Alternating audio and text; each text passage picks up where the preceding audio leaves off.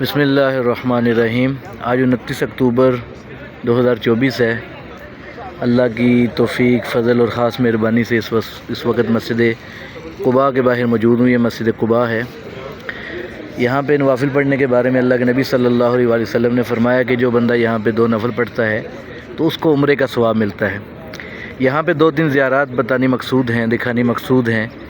جو بھی بندے مدینہ منورہ میں تشریف لائیں تو وہ جب یہاں پہ آئیں تو ان زیارات سے بھی اپنی آنکھوں کو ضرور ٹھنڈا کریں۔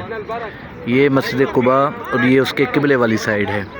اور یہ جو آپ کو یہاں پہ یہ گول دائرہ سا نظر آ رہا ہے، یہ لوگ بھی جہاں پہ کھڑے ہیں، تو یہ یہاں پہ پانی کا ایک کنواں تھا۔ اس کو بیر النبی صلی اللہ علیہ وسلم بھی کہا جاتا ہے، بیر خاتم بھی کہا جاتا ہے، بیر عریس بھی کہا جاتا ہے۔ بیر النبی صلی اللہ علیہ وسلم اس کو کہنے کی وجہ یہ ہے کہ اللہ کے نبی صلی اللہ علیہ وسلم یہاں پر تشریف فرما تھے۔ حضرت ابوبکر صدیق رضی اللہ عنہ بھی آئے، حضرت عمر بھی آئے، حضرت عثمان رضی اللہ عنہ بھی آئے، تو جگہ نہیں تھی، سامنے بیٹھ گئے، تو آپ صلی اللہ علیہ وسلم نے ان کو جنت کی خوشخبری سنائی تھی۔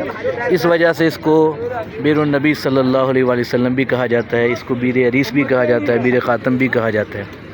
تو یہ مسجد قباء کی قبلے والی سائیڈ ہے، اور یہ بالکل اس کے ساتھ یہ بیر عریس ہے یا بیر خاتم ہے، بیر النبی صلی اللہ علیہ وسلم ہے۔ دوسری وجہ اس کی یہ ہے کہ آپ صلی اللہ علیہ وسلم کی ایک انگوٹھی تھی جس کو مہر نبوت بھی کہا جاتا تھا۔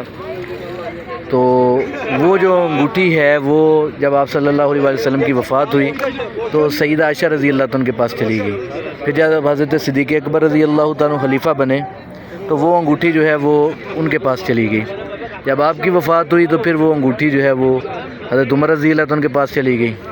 جب حضرت عمر رضی اللہ عنہ کی وفات ہوئی تو پھر وہ انگوٹھی سیدہ حفصہ رضی اللہ عنہ کے پاس گئی، اور حضرت عمر نے ان کو فرمایا تھا کہ میرے بعد جو بھی خلیفہ بنے تو یہ انگوٹھی آپ نے اس کو دینی ہے۔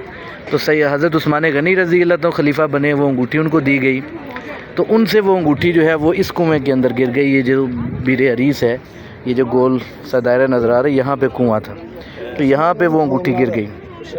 حضرت عثمان غنی رضی اللہ عنہ نے اس کنویں کا سارا پانی نکلوایا اور نیچے ریت رہ گئی انگوٹھی ڈھونڈنے کے لیے۔ 3 دن تک انگوٹھی کو تلاش کیا جاتا رہا لیکن انگوٹھی نہیں ملی۔ تو اس کے بعد جو ہے یہ کنواں تھا، پانی اس میں آتا تھا، اب جو ہے وہ اس کو بند کر دیا گیا، اوپر سے نشاندہی کر دی گئی ہے۔ تو یہ وہ کنواں ہے۔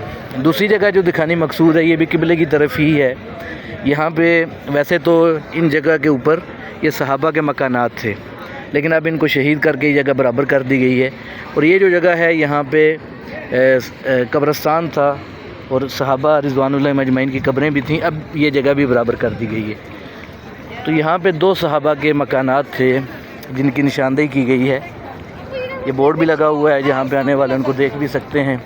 ایک صحابی ہیں سعد بن خیثمہ رضی اللہ تعالیٰ عنہ، یہ یہاں پہ اس جگہ پہ ان کا مکان تھا، تو یہ اس کی نشاندہی کی گئی ہے۔ دوسرے ایک صحابی ہیں، ان کا مکان بھی تھا، یہ جو گول دائرہ سا نظر آ رہا ہے، یہ صحابی ہیں کلثوم بن الحدم رضی اللہ تعالیٰ عنہ، نام بھی لکھا ہوا ہے۔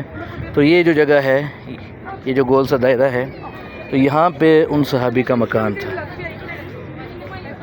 اللہ تعالیٰ ہمیں بار بار حرمین شریفین کی بادب حاضری نصیب فرمائے۔